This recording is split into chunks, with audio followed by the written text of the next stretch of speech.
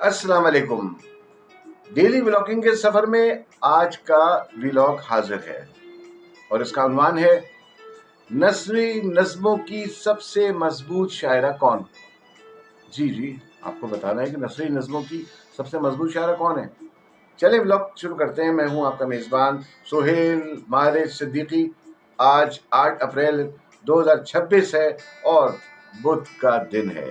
جی، کبھی کبھی ادب کی تاریخ کتابوں میں نہیں کمروں میں لکھی جاتی ہے۔ جی، اب میں کیوں کہہ رہا ہوں یہ آگے آپ سنیے۔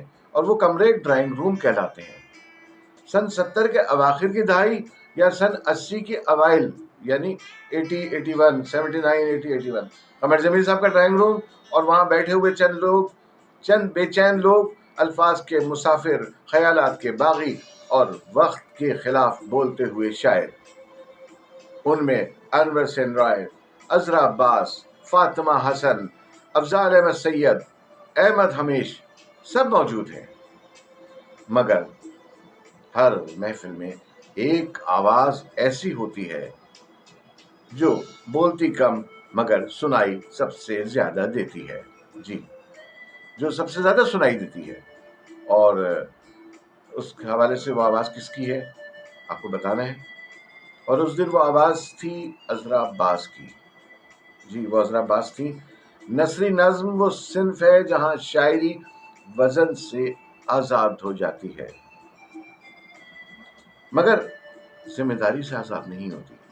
جی، اور عذرا عباس نے اس آزادی کو کھیل نہیں بنایا بلکہ ایک کرب بنایا۔ ان کی نظمیں پڑھی نہیں جاتی، محسوس کی جاتی ہیں۔ نیند کی مسافتیں، خواب مجھے دیکھتے ہیں، راستے مجھے بلاتے ہیں۔ یہ صرف کتابوں کے نام نہیں، یہ انسانی ذہن کے اندر لگے وہ دروازے ہیں جو کھلتے نہیں، کھولنے پڑتے ہیں۔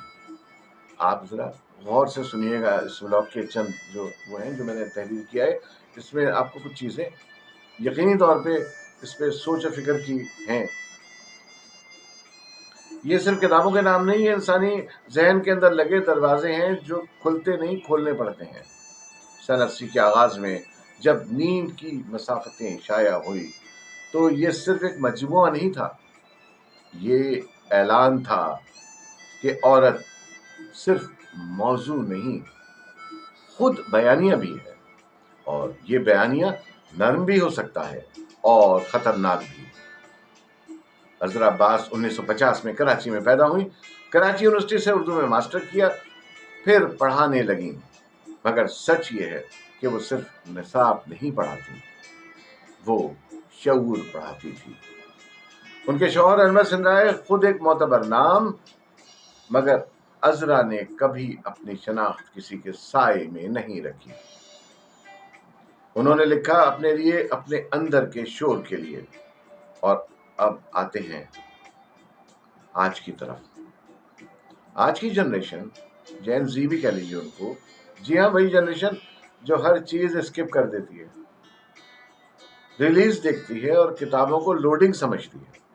انہیں اگر آپ عذرا عباس کا نام بتائیں تو وہ یہ پوچھتے ہیں کیا وہ یوٹیوبر ہیں؟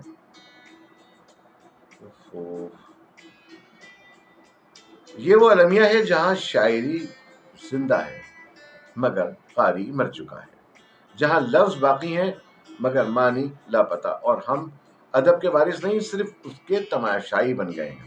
تو سوال یہ نہیں کہ نثری نظموں کا سب سے مضبوط شاعرہ کون ہے، سوال یہ ہے کہ کیا ہم اتنے مضبوط ہیں کہ اس شاعری کو برداشت کر سکیں۔